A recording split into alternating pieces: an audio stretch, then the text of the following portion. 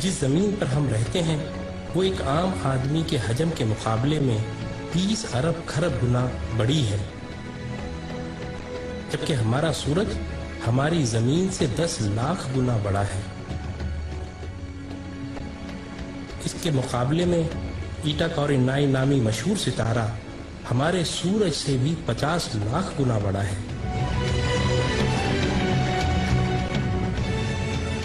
اس کے بعد battle juice نامی ستارے کا نمبر آتا ہے جو ہمارے سورج سے 30 کروڑ گنا بڑا ہے۔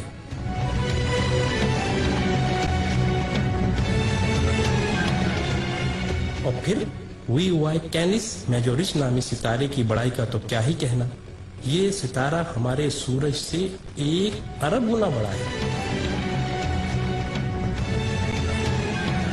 کیا آپ کو معلوم ہے کہ جس کہکشاں میں ہم رہتے ہیں اس کا نام ملکی وے ہے، اور ہماری صرف اس ایک کہکشاں میں ہمارے سورج جیسے 300 ارب سے زائد سورج موجود ہیں۔ اور یہ کہکشاں اتنی بڑی ہے کہ اگر ہم کسی ایسی چیز میں سوار ہوں جو 1 سیکنڈ میں 3 لاکھ کلومیٹر کا فاصلہ طے کرتی ہو، یعنی 1 سیکنڈ میں زمین کے 7 چکر لگانے والا ہو، تو اس کو بھی ہماری کہکشاں کو پار کرتے کرتے 1 لاکھ سال لگ جائیں گے۔ اندازہ ہوا نا کہ ہماری کہکشاں کتنی بڑی ہے؟ لیکن نہیں، آئیں ہم آپ کو اپنی پڑوسی کہکشاں میں لیے چلتے ہیں جس کا نام اینڈرومیڈا ہے۔ وہ ہماری کہکشاں سے 2 گنی ہے، یعنی 2 لاکھ نوری سال وسیع و عریض ہے۔ لیکن یہ بھی چھوٹی ہے۔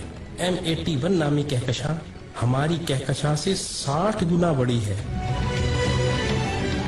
جبکہ IC1011 نامی کہکشاں ہماری کہکشاں سے 600 گنا بڑی ہے۔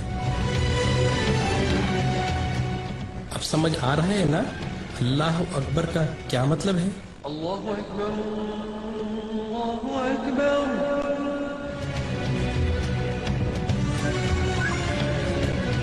آئیں، ابھی یہ سلسلہ ختم نہیں ہوا۔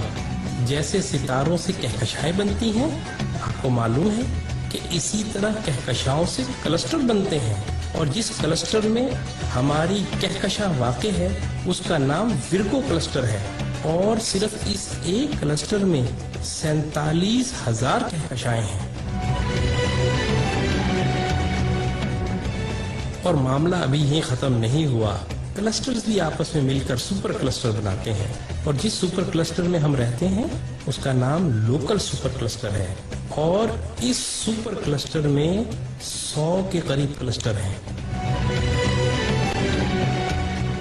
اور اس سپر کلسٹر جیسے کم و بیش 1 کروڑ سپر کلسٹر ہماری کائنات میں موجود ہیں، جو ایک عظیم جال میں معمولی نقطوں کی مانند نظر آتے ہیں، اور ان سب کو صرف ایک ذات یعنی اللہ تعالیٰ نے بنایا ہے۔ تو اندازہ ہوا کہ اللہ کتنا بڑا ہے۔ یہی وہ کبریائی ہے جس کو قرآن سورہ زمر میں یوں بیان کرتا ہے، اور انہوں نے اللہ کی قدر ہی نہ کی جیسی اس کی قدر کرنے کا حق تھا۔ اس کی بڑائی کا یہ حال ہے کہ قیامت کے دن زمین اس کی مٹھی میں ہوگی اور تمام آسمان اس کے سیدھے ہاتھ میں لپٹے ہوں گے۔ یہ ہے اللہ اکبر کا صحیح مطلب، اور یہی وہ عظیم جملہ ہے جس کو سننے اور سمجھ لینے کے بعد سوائے انتہائی متکبر کے ہر ایک شخص کا سر سجدے میں چلا جاتا ہے۔